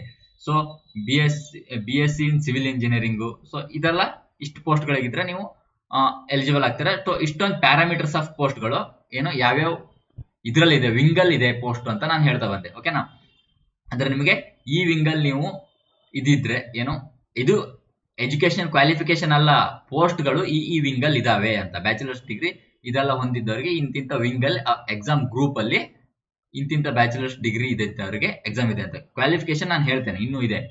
ಓಕೆ, ನೆಕ್ಸ್ಟ್ ನೋಡ್ರಿ, ನಾನು ಹೇಳ್ದೆ ಅಲ್ವಾ ನಿಮ್ಗೆ ಏನೋ ನಿಮ್ದು ಏನಾದ್ರು ತಪ್ಪಾದ್ರೆ, ಇನ್ ಕೇಸ್ ಅಪ್ಲಿಕೇಶನ್ ಹಾಕೋಕೆ ತಪ್ಪಾದ್ರೆ ನಿಮ್ದು ಮಾಡಿಫಿಕೇಶನ್ ಮಾಡ್ಬೇಕಂತಂದ್ರೆ ನೀವು ಎಕ್ಸ್ಟ್ರಾ 250 ಕಟ್ಟಿ, ಇದು ನಾನ್ ರಿಫಂಡೇಬಲ್. ನೀವು 400 ರೂಪಾಯಿನ ರಿಫಂಡ್ ಆಗುತ್ತೆ, ಬಟ್ ಇದು ನಾನ್ ರಿಫಂಡೇಬಲ್. ನೀವು ತಪ್ಪು ಮಾಡಿದಕ್ಕೆ ನಿಮ್ಗೆ ಅಪ್ಲಿಕೇಶನ್ ಹಾಕ್ತಿರಲ್ಲ ಅದಕ್ಕೆ. ಸೊ 250 ರೂಪಾಯಿನ ಕಟ್ಟಿ ನೀವು ಅಪ್ಲಿಕೇಶನ್ ನೀವು ಚೇಂಜ್ ಮಾಡಬೇಕು, ಮಾಡಿಫಿಕೇಶನ್ ಮಾಡ್ಬೇಕಂತಂದ್ರೆ 250 ರೂಪಾಯಿ ಎಕ್ಸ್ಟ್ರಾ ಫೀಸ್ ಆಗುತ್ತೆ. ಸೊ ನೀವು ಅದನ್ನ ಕಟ್ಟಿ ಏನ್ ಮಾಡ್ಬೋದು, ನೀವು ಅಪ್ಲಿಕೇಶನ್ ನಿಮ್ದು ಏನಾದ್ರು ತಪ್ಪಾಗಿದ್ರೆ ಸರಿಪಡಿಸ್ಕೋಬಹುದು ಅದನ್ನ. ಓಕೆ, ಇನ್ ಕೇಸ್ ತಪ್ಪಾಗತ್ತೆ ಗಡಿಬಿಡಿಯಲ್ಲಿ ಏನೋ ಒಂದು ಹೆಸರು ಮಿಸ್ಟೇಕ್ ಆಗುತ್ತೆ, ಏನ್ ಮಾಡಕ್ಕಾಗಲ್ಲ. ಸೊ ಇಲ್ಲಿ ನೋಡ್ರಿ, ಇಲ್ಲಿ ಬರ್ರಿ, ಇಲ್ಲಿ ನಿಮ್ದು ಎಜುಕೇಶನ್ ಕ್ವಾಲಿಫಿಕೇಶನ್, ಆಮೇಲೆ ನಿಮ್ದು ಮೆಡಿಕಲ್ ಸ್ಟ್ಯಾಂಡರ್ಡ್ ಎಲ್ಲದೂ ಇದೆ ನೋಡ್ರಿ. ಈ ಪೋಸ್ಟ್ಗೆ ಜೂನಿಯರ್ ಇಂಜಿನಿಯರಿಂಗ್ ಅಂಡ್ ಡಿಸೈನ್ ಎಲೆಕ್ಟ್ರಿಕಲ್ಗೆ ಡಿಪಾರ್ಟ್ಮೆಂಟ್ ಎಲೆಕ್ಟ್ರಿಕಲ್, ಇದಕ್ಕೆ 3 years of diploma mechanical electronics engineering or combination of subject stream basic stream mechanical electrical and recognised ಯೂನಿವರ್ಸಿಟಿಯಿಂದ ಈ ಡಿಗ್ರಿ ಇರಬೇಕು. ಸೊ ಇದರಲ್ಲಿ ಏನಿದೆ ಮೆಡಿಕಲ್ ಸ್ಟ್ಯಾಂಡರ್ಡ್ B2 ನೋಡ್ರಿ. B2 ಅಂತಂದ್ರೆ ಏನಿತ್ತು ಅಂತ ನಾನು ತೋರಿಸಿದೆ. ಆ B2 ನಿಮ್ಮಲ್ಲಿ ಮೆಡಿಕಲ್ ಸ್ಟ್ಯಾಂಡರ್ಡ್ ಇದ್ರೆ ಈ ಅಪ್ಲಿಕೇಶನ್ಗೆ ನೀವು ಎಲಿಜಿಬಲ್, ಓಕೆನಾ, ಈ ಪೋಸ್ಟ್ಗೆ. ಸೊ ನೀವು C1 ಇದ್ರೆ ಈ ಪೋಸ್ಟಿಗೆ ಎಲಿಜಿಬಲ್. ಸೊ ಯಾವ್ಯಾವ ಪೋಸ್ಟ್ಗೆ ಯಾವ್ಯಾವ ಎಲಿಜಿಬಲ್ ಇದೆ ಮೆಡಿಕಲಿ ಅಂತ, ಮೆಡಿಕಲ್ A1 ಅಲ್ಲ A3 B2 C1 ಅಂದ್ರೆ ಏನಂತ ನಾವು ಮೇಲಷ್ಟೇ ನೋಡಿದ್ವಿ, ನಾನು ತೋರಿಸ್ದೆ ನಿಮಗೆ. ಸೊ ಇದಷ್ಟು ಎಲೆಕ್ಟ್ರಿಕಲ್ ಡಿಪಾರ್ಟ್ಮೆಂಟ್ ಇವಿಷ್ಟು ಪೋಸ್ಟ್ಗಳಿಗೆ ಇಲ್ಲಿದಾವಲ್ಲ ಇಲ್ಲಿವರೆಗೂ ಪೋಸ್ಟ್ಗಳಿಗೆ ನಿಮ್ದು ಈ ಡಿಗ್ರಿ ಇದ್ರೆ ನೀವು ಎಲಿಜಿಬಲ್. ಓಕೆ, ಹಾಗೆ ಇದಕ್ಕಿಂತ ಕೆಳಗಿನ ಪೋಸ್ಟ್ಗಳು ನಾನು ಅಪ್ಲಿಕೇಶನ್ ಅನ್ನ ನನ್ನ ಟೆಲಿಗ್ರಾಮ್ ಚಾನಲ್ ಅಲ್ಲಿ ಹಾಕ್ತೇನೆ. ನೀವು ಪ್ರತಿಯೊಬ್ರು ಕೂಡ ನೋಡಿ, ಅಲ್ಲಿ ಚೆಕ್ ಮಾಡ್ಕೊಳ್ಳಿ, ಓಕೆನಾ. ನೀ ಡೀಟೇಲ್ ಆಗೋದು, ಯಾಕಂದ್ರೆ ನಾನು ಪ್ರತಿಯೊಂದನ್ನು ಇಷ್ಟೆಲ್ಲ ಓದ್ತಾ ಇದ್ರೆ ನೋಟಿಫಿಕೇಶನ್ ವಿಡಿಯೋನೇ 1 ಗಂಟೆ ಆಗುತ್ತೆ. ಸೊ ಇದಿಷ್ಟು ಪೋಸ್ಟ್ಗಳಿಗೆ ಜೂನಿಯರ್ ಇಂಜಿನಿಯರ್ ಇರ್ಬೋದು, junior engineer, junior civil bridge, ಈ ತರದವಕ್ಕೆ ಈ ಕ್ವಾಲಿಫಿಕೇಶನ್ BSc ಇನ್ ಸಿವಿಲ್ ಇಂಜಿನಿಯರಿಂಗ್, ಈ ತರ ಸಿವಿಲ್ ಇಂಜಿನಿಯರಿಂಗ್ ರಿಲೇಟೆಡ್ ಇದಿರುತ್ತೆ, ಕ್ವಾಲಿಫಿಕೇಶನ್ ಇರುತ್ತೆ. ಸೊ ಹಾಗೆ ಓಕೆ, ಸೊ ಓಕೆ, ಇಲ್ಲಿ ಈ ಪೋಸ್ಟ್ಗಳಿಗೆ ಇಲ್ಲಿಂದ ಇದು ಒಂದು ಪೋಸ್ಟ್ಗಳಿಗೆ ಇದಿಷ್ಟು ಕ್ವಾಲಿಫಿಕೇಶನ್ ಇರುತ್ತೆ. ಮಿನಿಮಮ್ ಏಜ್ ಕ್ವಾಲಿಫಿಕೇಶನ್ ಇದರಲ್ಲಿ ಹಾಕಿಲ್ಲ. ಸಿವಿಲ್ ಇಂಜಿನಿಯರಿಂಗ್ ಇದೇ ಬರುತ್ತೆ ಅನ್ಸುತ್ತೆ. ಓಕೆ, ನೇಮ್ ಆಫ್ ಪೋಸ್ಟ್ ಇಲ್ಲೇನು ಕ್ವಾಲಿಫಿಕೇಶನ್ ಹಾಕಿಲ್ಲ, ನೋಡುವ, ಚೆಕ್ ಮಾಡ್ತೀನಿ. ಓಕೆ, ಇದರಲ್ಲಿ ಈ ಪೋಸ್ಟ್ ಇವಿಷ್ಟು ಪೋಸ್ಟ್ಗಳಿಗೆ ಎಲ್ಲವೂ ಲೆವೆಲ್ 6 ಪೋಸ್ಟ್ಗಳೇ, ಎಲ್ಲವೂ ಅದೇ ಪೋಸ್ಟ್ಗಳೇ. ಇದಕ್ಕೆ ಇದು ಓಕೆ, ಇಷ್ಟು ನೋಡಿ, ಇಷ್ಟನ್ನು ಓದ್ಕೊಳ್ಳಿ ನೋಡ್ರಿ. Diploma in mechanical, so diploma ಆಗಿರ್ಬೇಕು, ಯಾವ್ದಾದ್ರು ವಿಂಗ್ ಅಲ್ಲಿ ಆಗಿರೋರು ನಡೆಯುತ್ತೆ, ಯಾವ ಪೋಸ್ಟಿಗಾರು ಎಲಿಜಿಬಲ್ ಆಗ್ತೀರಿ ನೀವು ಯಾಕಂದ್ರೆ computer science, civil, mechanical, electrical ಪ್ರತಿ ವಿಂಗಲ್ಲೂ ಪೋಸ್ಟ್ಗಳಿದಾವೆ. ಸೊ ಡಿಪ್ಲೊಮಾ ಆಗಿರೋರು ಅಥವಾ ಇಂಜಿನಿಯರಿಂಗ್ ಮಾಡಿರೋರು ನೀವು ಎಲಿಜಿಬಲ್ ಇದ್ದೀರಾ, ಪ್ರತಿಯೊಬ್ಬರು ಎಲಿಜಿಬಲ್ ಇದ್ದೀರಾ, ಓಕೆನಾ. ಸೊ ನಾರ್ಮಲ್ ಡಿಗ್ರಿ ಮಾಡಿದವರಿಗೆ ಸರ್ BSc BA ಮಾಡಿದವರಿಗೆ ಬರಲ್ಲ. ಯಾಕೆ ಅಂತಂದ್ರೆ ಇದರಲ್ಲಿ ಇರೋವಷ್ಟು ಟೆಕ್ನಿಕಲ್ ಪೋಸ್ಟ್ ಬಿಟ್ಟು ಕೆಲವೊಂದು ಪೋಸ್ಟ್ಗಳನ್ನು ಕಾಲ್ಫರ್ ಮಾಡ್ತಾರೆ. ಅಂತ ಟೈಮಲ್ಲಿ ನಿಮಗೆ ಬೇರೆಯವರಿಗೆ ಎಲಿಜಿಬಿಲಿಟಿ ಇರುತ್ತೆ, ಬಟ್ ನಾವು ಆ ಪೋಸ್ಟ್ಗಳು ಕಾಲ್ಫರ್ ಆಗಿಲ್ಲ. So computer engineering from recognised university, recognised ಯೂನಿವರ್ಸಿಟಿಯಲ್ಲಿ ಕಂಪ್ಯೂಟರ್ ಇಂಜಿನಿಯರಿಂಗ್ ಮಾಡಿದ್ರು ಕೂಡ ಓಕೆ ಆಗುತ್ತೆ ನೀವು 3 years ಡಿಪ್ಲೊಮಾ ಈ ಪೋಸ್ಟ್ಗಳಿಗೆ. ಓಕೆ, ನೆಕ್ಸ್ಟ್ ಬರೋದಾದ್ರೆ ಪೋಸ್ಟ್ ಪ್ಯಾರಾಮೀಟರ್ಸ್ ನೋಡ್ಬೋದು ನೀವು. ಪ್ರತಿಯೊಂದು ಪೋಸ್ಟಲ್ಲೂ ಎಷ್ಟೆಷ್ಟು ಪೋಸ್ಟ್ ಇದಾವೆ ನೋಡು, 41 ಪೋಸ್ಟ್ ಇದಾವೆ ಜೂನಿಯರ್ ಇಂಜಿನಿಯರಿಂಗು. ಆಮೇಲೆ ಹೈಯೆಸ್ಟ್ ಪೋಸ್ಟ್ ಎಲ್ಲಿದಾವೆ ನೋಡ್ಬಿಡ, ಹೈಯೆಸ್ಟ್ ಪೋಸ್ಟ್ ಇಲ್ಲಿ ನೋಡಿರ್ಬೋದು ನೀವು. ಯಾವುದು ನಾರ್ತ್ ವೆಸ್ಟರ್ನ್, ಇದು ನಾರ್ತ್ ವೆಸ್ಟರ್ನ್, ನಮ್ದು ಸೌತ್ ವೆಸ್ಟರ್ನ್, ನಾವು ಕರ್ನಾಟಕ ಈ ಕಡೆ ಸೌತ್ ವೆಸ್ಟರ್ನ್ ಸದರ್ನ್ ರೈಲ್ವೆ, ಅದನ್ನು ನೀವು ಚೆಕ್ ಮಾಡಬಹುದು. ಸೌತ್ ವೆಸ್ಟರ್ನ್ ಅಲ್ಲಿ ಇಲ್ಲಿ ಸೌತ್ ವೆಸ್ಟರ್ನ್ ಅಲ್ಲಿ ಯಾವ್ದು ಜಾಸ್ತಿ ಇದೆ, 14 ಇದೆ, 13 ಇದೆ, ಇದು ಪ್ರತಿಯೊಂದು ಪೋಸ್ಟಿಗೆ ನೀವು ಮತ್ತೆ ಇಷ್ಟೇ ಕಡಿಮೆ ಪೋಸ್ಟ್ ಅನ್ಕೋಬೇಡಿ. ಇವಾಗ ಹೆವಿ ಕಡಿಮೆ ಕಟ್ ಆಫ್ ಇರುತ್ತೆ, ಯಾಕಂತಂದ್ರೆ ಕಾಂಪಿಟೇಷನ್ ಇರಲ್ಲ. ನೋಡ್ರಿ ಇಲ್ಲಿ 50 ಪೋಸ್ಟ್ 60 ಪೋಸ್ಟ್ ಅಂದ್ಬಿಟ್ರೆ ಅದು ಒಂಥರ ಇದು ರಾಮರಾಜ್ ಏನೋ ಅಂತಾರಲ್ಲ, ಹಂಗೆ ಭಯಂಕರ ಆಗ್ಬಿಡುತ್ತೆ. ಸೊ ಇಷ್ಟು ಪೋಸ್ಟ್ಗಳಿದಾವೆ, ಪೋಸ್ಟ್ ಪ್ಯಾರಾಮೀಟರ್ಸ್ ಇದು. ನೆಕ್ಸ್ಟ್, ಸೊ ಹೀಗೆ ನೀವು ಮುಂದೆ ಬಂದು ಎಲ್ಲಾ ಝೋನಲ್ಲೂ ನೋಡ್ಕೊಂಡ್ ಬಂದು ಲಾಸ್ಟಿಗೆ ಇದು ಸದರ್ನ್ ರೀಜನ್. ಸೊ 3993 ನಿಯರ್ಲಿ 4000 ಪೋಸ್ಟ್ಗಳನ್ನ ನೀವು ನೋಡ್ಬೋದು. ಹಾಗೆ ನೀವು ನೋಡಿದ್ರಲ್ಲ, ನೀವು ಏನೋ ಅಲ್ಲಿ ಸಿಲೆಬಸ್ ಯಾವ್ಯಾವ್ದನ್ನ ಓದ್ಬೇಕಂತ ಪ್ರತಿಯೊಂದಕ್ಕೆ, ಇಂಜಿನಿಯರಿಂಗ್ ಮೆಕ್ಯಾನಿಕ್ಸ್ಗೆ, ಬಿಲ್ಡಿಂಗ್ ಕನ್ಸ್ಟ್ರಕ್ಷನ್, ಈ ಪ್ರತಿಯೊಂದು ಸಬ್ಜೆಕ್ಟಿಗೆ ಎಕ್ಸ್ಟ್ರಾ 100 ಮಾರ್ಕ್ಸ್ಗೆ ಏನು ಬರುತ್ತೆ ಹೇಳ್ರಿ, ಇದು ಟೆಕ್ನಿಕಲ್ ಪೇಪರ್ ಬರುತ್ತೆ ಅನ್ನಲ್ಲ ಮೇನ್ಸ್ ಅಲ್ಲಿ, ಅದು ಸಿಲೆಬಸ್ ಇದೇ ಆಗಿರುತ್ತೆ ನೋಡ್ರಿ. ಇದೇ ಸಿಲೆಬಸ್, ಇದನ್ನ ನೀಟಾಗಿ ಓದ್ಕೊಳ್ರಿ. ನಾನು ನೋಟಿಫಿಕೇಶನ್ ಲಾಸ್ಟ್ ಅಲ್ಲಿ ಇದೆ, ಇದು ಪೇಜ್ ನೋಟಿಫಿಕೇಶನ್ ಲಾಸ್ಟ್ ಅಲ್ಲಿ, ನೋಟಿಫಿಕೇಶನ್ ಟೆಲಿಗ್ರಾಮ್ ಚಾನಲ್ ಇದೆ. ಸೊ ಪ್ರತಿಯೊಬ್ರು ಇದನ್ನ ನೀಟಾಗಿ ನೋಡ್ಕೊಂಡು ಇದಕ್ಕೆ ಪ್ರಿಪೇರ್ ಆಗಿದೆ. ಸೊ ನಾ ಇದ್ರ ಬಗ್ಗೆ ಡೀಟೇಲ್ ಆಗಿ ನೀವು ಇದನ್ನೇ ಓದಿ ಇದೇ ಬರ್ಬೇಕಂತಿಲ್ಲ, ಯಾವ್ಯಾವ ತರ ಕ್ವಶನ್ ಬರುತ್ತೆ ಅಂತ ಡೀಟೇಲ್ ಆಗಿ ನೆಕ್ಸ್ಟ್ ವಿಡಿಯೋ ಮಾಡಿ ಹಾಕ್ತೇನೆ ಇನ್ನೊಂದ್ ದಿವಸ.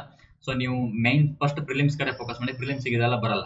ಸೊ ಪ್ರಿಲಿಮ್ಸ್ ಅಲ್ಲಿ ಏನಿರುತ್ತೆ, GK, reasoning, maths, so science ಮಾತ್ರ ಇರುತ್ತೆ. ಸೊ ಫಸ್ಟ್ ಪ್ರಿಲಿಮ್ಸ್ ಕಡೆ ಫೋಕಸ್ ಮಾಡಿ. ಆಮೇಲೆ ನಾನು ಬೇಕಿದ್ರೆ ನಿಮ್ಗೆ ಏನ್ ಮಾಡ್ತೀನಿ ಅಂತಂದ್ರೆ ಡೀಟೇಲ್ ವಿಡಿಯೋ ಮಾಡ್ಬೇಕಾದ್ರೆ ಹಾಕ್ತೀನಿ ಬೇರೆ ವಿಡಿಯೋ. ಹಾಗೆ ಚಾನಲ್ ನ ಸಬ್ಸ್ಕ್ರೈಬ್ ಮಾಡಿ, ಲೈಕ್ ಮಾಡಿ, ಶೇರ್ ಮಾಡಿ. ನಿಮಗೆ ಫಸ್ಟ್ ಇನ್ಫಾರ್ಮೇಶನ್ ಇದೆ ಚಾನಲ್ ಬರ್ತಾ ಇದೆ ಅಂತಂದ್ರೆ ನೋಡಿ. ಹಾಗೆ ನಾನು ಇಷ್ಟೊಂದು ಡೀಟೇಲ್ಸ್ ಆಗಿ ಇನ್ಫಾರ್ಮೇಶನ್ ಕೊಟ್ಟಿದ್ದೇನೆ, ಯಾರು ಇಷ್ಟೊಂದು ಡೀಟೇಲ್ಸ್ ಆಗಿ ಕೊಡಲ್ಲ. ಯಾಕಂತಂದ್ರೆ ನನಗೆ ಸೆಂಟ್ರಲ್ ಗೌರ್ಮೆಂಟ್ ಬಗ್ಗೆ ಡೀಟೇಲ್ ಎಕ್ಸ್ಪೀರಿಯನ್ಸ್ ಮತ್ತೇನಿದೆ ಅಂತಂದ್ರೆ ನಾಲೆಡ್ಜ್, ತುಂಬಾ ಚೆನ್ನಾಗಿ ನಾಲೆಡ್ಜ್ ಇದೆ. ಸೊ ಹಾಗಾಗಿ ನಾನು ಸೆಂಟ್ರಲ್ ಗೌರ್ಮೆಂಟ್ ಬಗ್ಗೆ 100% ಮಾಹಿತಿ ನನ್ನ ಹತ್ರ ಮಾತ್ರ ಸಿಗೋದು. ಕೆಲವರು ಸ್ಟೇಟ್ ಗೌರ್ಮೆಂಟ್ ಮಾತ್ರ ಅವರು ಏನೋ PC PSI ಇದಕ್ಕೆ ಏನೋ SD FTA ಮಾಡ್ತಾ ಇದ್ರು. ಸ್ವಲ್ಪ ಬಿಸ್ನೆಸ್ ಆಗುತ್ತಲ್ಲ ಇದ್ರಲ್ಲೂ ನೋಟಿಫಿಕೇಶನ್ ನಾನು ಮಾಡ್ತೀನಿ ಅಂತಂದ್ರೆ ಎಲ್ಲ ಬಂದು ಸೇರ್ಕೊಂತಾರಲ್ಲ, ಯಾಕಂದ್ರೆ ಊರಿಗೆ ಒಬ್ಬನೇ ದಾಸಪ್ಪ, ಯಾರು ಇಲ್ಲ ಪಾಠ ಮಾಡೋರು. ಸೊ ಹಾಗಾಗಿ ಏನ್ ಮಾಡ್ತಾರೆ, ನಾನು ಇದನ್ನು ಮಾಡ್ಬಿಡ್ತಾನೆ ಅಂತ ಅಂದಾಗ ಸೆಂಟ್ರಲ್ ಗೌರ್ಮೆಂಟ್ ಅಲ್ಲಿ ಇಷ್ಟು ವೇಕೆನ್ಸಿ ಇದಾವೆ, ಭಯಂಕರ ನುಗ್ಗ್ ಬಿಡೋಣ, ನಮ್ ಟೀಚರ್ ಮಾಡ್ತಾರೆ ಅಂತ ಅಡ್ಮಿಷನ್ ತಗೊಬಿಡ್ತಾರೆ. ಯಾಕಂತಂದ್ರೆ ಬೇರೆ ಟೀಚರ್ಸ್ ಇಲ್ಲ. ಸೊ ಇಲ್ಲಿ ಏನಾಗಿದೆ ಪ್ರಾಬ್ಲಮ್, ಸುಮ್ನೆ 3000 4000 ಅಂತ ಅಪ್ಲಿಕೇಶನ್ ಇದೆ, ಅದು ನಿಮ್ದು ಫೀಸ್ ಅನ್ನ ಇಟ್ಕೊಂಡು ಅದು ಅವ್ರ ಕೋರ್ಸಿಗೆ ಸುಮ್ಮನೆ ಮಂಗ ಮಾಡ್ತಾರೆ. ನೀವು ಆ ಕೋರ್ಸನ್ನ 3,000 4,000 ಅಲ್ಲ, ಬರೀ 1,000ಕ್ಕೆ ಸೆಂಟ್ರಲ್ ಗೌರ್ಮೆಂಟ್ ಅಲ್ಲಿ ಎಷ್ಟು ಚೆನ್ನಾಗಿ ಮಾಡ್ತಾರೆ ಗೊತ್ತಾ. ಇವ್ರು 3,000 4,000 ಕೊಟ್ಟು ನಿಮ್ಗೆ ಮಂಗ ಮಾಡ್ತಾರೆ, ಸುಮ್ಮನೆ ವೇಸ್ಟ್. ದಯವಿಟ್ಟು ಅದನ್ನ ಪರ್ಚೇಸ್ ಮಾಡಕ್ ಹೋಗ್ಬೇಡಿ. ಸ್ಟೇಟ್ ಗೌರ್ಮೆಂಟ್ ಪ್ರಿಪರೇಷನ್ ಆಗ್ತೀರಾ ಅಂದ್ರೆ ಬೇಕಾದ್ರೆ ನೋಡಿ, ನಂಗೆ ಅದ್ರ ಬಗ್ಗೆ ಐಡಿಯಾ ಇಲ್ಲ. ಬಟ್ ಸೆಂಟ್ರಲ್ ಗೌರ್ಮೆಂಟ್ಗೆ ಅಂತಂದ್ರೆ ಅವೆಲ್ಲ ವೇಸ್ಟ್. ಜಿ ಡಿ ಎಕ್ಸಾಮ್ ನ ಪಾಸ್ ಮಾಡೋದಕ್ಕೆ ಯೂಟ್ಯೂಬ್ ಅಲ್ಲಿ ಇರೋ ಫ್ರೀ ಸೋರ್ಸಸ್ ಹಾಕೋಬೇಕಾದ್ರೆ ನಾನೇ ಮಾಡ್ಕೊಡ್ತೀನಿ. ಅದು 3,000 4,000 ಕೊಟ್ಟು ಜಿ ಡಿ ಎಕ್ಸಾಮ್ ಪಾಸ್ ಮಾಡೋದಕ್ಕೆಲ್ಲ ನೀವು ಅಷ್ಟೆಲ್ಲ ಕೋರ್ಸ್ ತಗೊಳ್ಳೋದು ಬೇಡ. ಸೊ ಏನು, ನಾನು ನಿಮ್ಗೆ ಕಂಪ್ಲೀಟ್ ಆಗಿ ಯಾರ್ಯಾರ ಹತ್ರ ಸ್ಟಡಿ ಮಾಡ್ಬೇಕು ಅಂತಾನೆ ಹೇಳ್ತೇನೆ. ಬಟ್ ಯಾಕಂತಂದ್ರೆ ನಾನೇ ಮಾಡ್ಬೋದು, ಬಟ್ ತುಂಬಾ ಲೆಂತಿ ಆಗುತ್ತೆ, ತುಂಬಾ ಇದು ಏನು ಟೈಮ್ ಬೇಕಾಗತ್ತೆ, ತುಂಬಾ ಸಿಲೆಬಸ್ ಕವರ್ ಮಾಡ್ಲಿಕ್ಕೆ ಎಲ್ಲದು ಜಿ ಡಿ SSC ಅಂತೇಳಿ. ಸೊ ಹಾಗಾಗಿ ಒಬ್ಬನ ಕೈಯಲ್ಲಿ ಆಗಲ್ಲ. ಹಾಗಾಗಿ ನಾನು ಏನ್ ಮಾಡ್ತಾ ಇದ್ದೀನಿ, ನಿಮ್ಗೆ ಸಜೆಷನ್ ಮಾಡ್ತೇನೆ ಬೇರೆ ಕಡೆ. ಮುಂದಿನ ದಿನಗಳಲ್ಲಿ ನೀವು ಸಬ್ಸ್ಕ್ರೈಬ್ ಮಾಡ್ಕೊಂಡು ಸಪೋರ್ಟ್ ಮಾಡ್ತಾ ಇದ್ರೆ ಮುಂದಿನ ದಿನಗಳಲ್ಲಿ ನಾನೇ ಪ್ರತಿಯೊಂದನ್ನು ಮಾಡೋದಕ್ಕೆ ಟ್ರೈ ಮಾಡ್ತೇನೆ. ಓಕೆ, ಅದೇ ನೀವು ಬಿಸ್ನೆಸ್ ಟ್ರಾಪಿಗೆ ಬಿದ್ರೆ ಮಾತ್ರ ಬರ್ಬಾದೆ. ನಾನು ನಿಜ ಹೇಳಿದ್ದೀನಿ, ಅದ್ ಏನು ಸೆಂಟ್ರಲ್ ಗೌರ್ಮೆಂಟ್ ಯೂಸ್ ಇಲ್ಲ. ಯಾಕಂತಂದ್ರೆ ಎಂತೆಂತ ಟೀಚರ್ಸ್ ಜೊತೆಗೆ ಸ್ಟಡಿ ಮಾಡ್ಕೊಂಡ್ ಬಂದು ಇಲ್ಲಿ ಕರ್ನಾಟಕದವ್ರು ಜಿ ಡಿ ಇದು ಕಟ್ ಆಫ್ ತರ 80 90 100 ಅಲ್ಲ ಕಟ್ ಆಫ್. ಸೀದಾ ಜಿ ಡಿಲೆಲ್ಲ ಎಷ್ಟಿರುತ್ತೆ ಗೊತ್ತಾ, UPBR ಕಟ್ ಆಫ್ 130 ಅಲ್ಲಿ 80 ಡಿಫ್ರೆನ್ಸ್, 50 ಮಾರ್ಕ್ಸ್ ಡಿಫ್ರೆನ್ಸ್. ಯಾವ ಎಕ್ಸಾಮ್ ಅಲ್ಲಿ ನಿಮಗೆ ಸಿಗತ್ತಾ ಕಟ್ ಆಫ್ ಡಿಫ್ರೆನ್ಸ್? ಇನ್ನು ನಾರ್ತ್ ಅವರೆಲ್ಲ ಬಂದು ಇಲ್ಲಿ ಬರ್ತಾರಂತಂದ್ರೆ ಅದೇ ತರ ಪ್ರಿಪರೇಷನ್ ಮಾಡಬೇಕು. ಸುಮ್ಮನೆ ದುಡ್ಡು ವೇಸ್ಟ್ ಮಾಡ್ಕೊಳಕ್ ಹೋಗ್ಬೇಡಿ. ಸೊ ನನ್ನ ಚಾನಲ್ ಸಬ್ಸ್ಕ್ರೈಬ್ ಮಾಡಿ. ನಾನು ಈಗ ಪ್ರಸ್ತುತವಾಗಿ ನಾನು ಹೆಂಗೂ ಕಂಪ್ಲೀಟ್ ಮಾಡಕ್ ಆಗಲ್ಲ ಬೇರೆ ಸಿಲೆಬಸ್. ಸರ್ ಅವ್ರ ಹತ್ರ ಸ್ಟಡಿ ಮಾಡಬೇಡಿ, ಮತ್ತೆ ನಾವು ಯಾರ ಹತ್ರ ಮಾಡುವ, ನೀವು ನೋಡ್ರೆ ಅಲ್ಲಿ ಮಾಡ್ಬೇಡಿ ಇಲ್ಲಿ ಮಾಡ್ಬೇಡಿ ಅಂತಾರೆ, ನಮ್ಗೆ ಇದ್ದ ಅವ್ರವ್ರ ಗತಿ. ಸೊ ನಾನು ನೀವು ಸಜೆಸ್ಟ್ ಮಾಡ್ತೇನೆ ಎಲ್ಲೆಲ್ಲಿ ಸ್ಟಡಿ ಮಾಡಿ ಅಂತ. ಕನ್ನಡದಲ್ಲಿ ಯಾರು ಇಲ್ಲ, ಬಟ್ ಹಿಂದಿ ಅಂದ್ರೆ ನಿಮ್ಗೆ ಮ್ಯಾಥ್ಸ್ ಗಿತ್ಸನ್ನೆಲ್ಲ ಸ್ಟಡಿ ಮಾಡ್ಲಿಕ್ಕೆ ಆಕ್ಚುಲಿ ಅರ್ಥ ಆಗತ್ತದೆ, ತುಂಬಾ ಕಷ್ಟ ಏನು ಅನ್ಸಲ್ಲ. ಬಟ್ ಅದನ್ನ ಯಾವ ರೀತಿ ಅದನ್ನ ಟ್ಯಾಕಲ್ ಮಾಡ್ಕೋಬೇಕು, ಆ ಟೀಚರ್ಸ್ ಹೇಳೋ ಸ್ಕಿಲ್ ಅನ್ನ ಅವ್ರು ಹಿಂದಿಲಿ ಮಾಡಿದ್ರು ಕೂಡ ನೀವು ಹೆಂಗೆ ಅರ್ಥ ಮಾಡ್ಕೋಬಹುದು, ಅದ್ರ ಬಗ್ಗೆ ನಾನು ಡೀಟೇಲ್ ಆಗಿ ವಿಡಿಯೋ ಮಾಡಿ ನಿಮಗೆ ತಿಳಿಸ್ತೇನೆ ಯಾರ್ಯಾರ ಸಿಲೆಬಸ್ ಅನ್ನ ಹೆಂಗೆ ಕಲಿಬೇಕಂತ. ಸೊ ಥ್ಯಾಂಕ್ ಯು, ಧನ್ಯವಾದಗಳು. ಸಬ್ಸ್ಕ್ರೈಬ್ ಆಗಿ. ಸ್ವಲ್ಪ ಲೆಂದಿ ವಿಡಿಯೋ ಆಯಿತು, ಬಿಕಾಸ್ ತುಂಬಾ ಡೀಟೇಲ್ ಆಗಿ ನಾನು ನೋಟಿಫಿಕೇಶನ್ ಬಗ್ಗೆ ನಿಮಗೆ ಇನ್ಫಾರ್ಮೇಶನ್ ಕೊಟ್ಟಿದ್ದೇನೆ. ಸೊ ನೀವು ಸ್ಪೀಡಲ್ಲಿ ನೋಡ್ಬೋದು ಅಥವಾ ಓಡಿಸ್ಕೊಂಡು ನಿಮಗೆ ಬೇಕಾಗಿರೋ ಮಾಹಿತಿಯನ್ನು ನೋಡ್ಬೋದು. ಹಾಗೆ ಸ್ವಲ್ಪ ನೋಡ್ಕೊಂಡು ಬೇಕಿದ್ರೆ ನೀವು ಟೆಲಿಗ್ರಾಮ್ ಚಾನಲ್ ಬಂದು ಇಡೀ ನೋಟಿಫಿಕೇಶನ್ ಥ್ರೂನ ಗೋ ಥ್ರೂ ಮಾಡ್ಬೋದು. ಓಕೆ, ಥ್ಯಾಂಕ್ ಯು, ಧನ್ಯವಾದಗಳು. ನೆಕ್ಸ್ಟ್ ಯಾವ್ದಾದ್ರು ಕ್ಲಾಸ್ ಇಂಗ್ಲೀಷ್ ವೊಕ್ಯಾಬ್ಯುಲರಿ ಯಾವ್ದಾದ್ರು ಸಿಗೋ, ಯಾಕಂದ್ರೆ ಇಂಗ್ಲೀಷ್ ವೊಕ್ಯಾಬ್ಯುಲರಿ ನಮ್ಮ SSC ಅಂತೂ ಇಂಗ್ಲೀಷ್ ವೊಕ್ಯಾಬ್ಯುಲರಿ ಇರುತ್ತೆ. ಹಾಗೆ ಮ್ಯಾಥ್ಸ್ ಕ್ಲಾಸ್ ಅನ್ನು ಕೂಡ ನಾನು ಮಾಡ್ತೇನೆ. ನಾನು ಸ್ವಲ್ಪ ದಿನ ಮ್ಯಾಥ್ಸ್ ಮಾಡ್ತೇನೆ. ನನ್ನ ಮ್ಯಾಥ್ಸ್ ಟ್ರಿಕ್ಸ್ ಗಳನ್ನ ನೋಡ್ರೆ ನಿಮ್ಗೆ ಗೊತ್ತಾಗುತ್ತೆ, ನಿಮ್ಮ ಸೋಕಾಲ್ಡ್ ಫೇಮಸ್ ಟೀಚರ್ ಎಲ್ಲ ಮಕಡೆ. ನಂದೇನಂದ್ರೆ ಫೇಮಸ್ ಕಂಟೆಂಟ್ ರೀಚ್ ಆಗ್ಬೇಕು. ಯಾಕಂದ್ರೆ ಇನ್ನೂ ಸಣ್ಣ ಚಾನಲ್, ಕಂಟೆಂಟ್ ರೀಚ್ ಆದ್ಮೇಲೆ ಇದೆಯಲ್ಲ ಎಲ್ಲರೂ ಕಾಪಿ ಮಾಡ್ತಾರೆ ನೋಡ್ತಾರೆ. ನನ್ನ ಒಂದು ಇದನ್ನ ಏನೋ ವೇ ಆಫ್ ಟೀಚಿಂಗ್ ಅನ್ನ ಎಲ್ಲರೂ ಕಾಪಿ ಮಾಡ್ತಾ ಹೋಗ್ತಾರೆ. ಈ ಸೋಕಾಲ್ಡ್ ಫೇಮಸ್ ಕೂಡ ನಂದೇ ಕಾಪಿ ಮಾಡ್ತಾರೆ, ಬೇಕಿದ್ರೆ ಬರ್ದ್ ಕೊಡ್ತೀನಿ ನಾನು.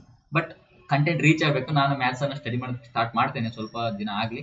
ಬಟ್ ಈಗ ಸದ್ಯಕ್ಕೆ ಇಂಗ್ಲೀಷ್ ವೊಕ್ಯಾಬ್ಯುಲರಿ ಅದು ಇದು ಮಾಡ್ತಾ ಇದ್ದೇನೆ. ಹಾಗೆ ನೋಟಿಫಿಕೇಶನ್ ವಿಡಿಯೋಗಳು ಫಸ್ಟ್ ಅಂತೂ notification video central government related ಇದೇ ಚಾನಲ್ ಬರೋದು. ಓಕೆನಾ, ಧನ್ಯವಾದಗಳು, ಥ್ಯಾಂಕ್ ಯು.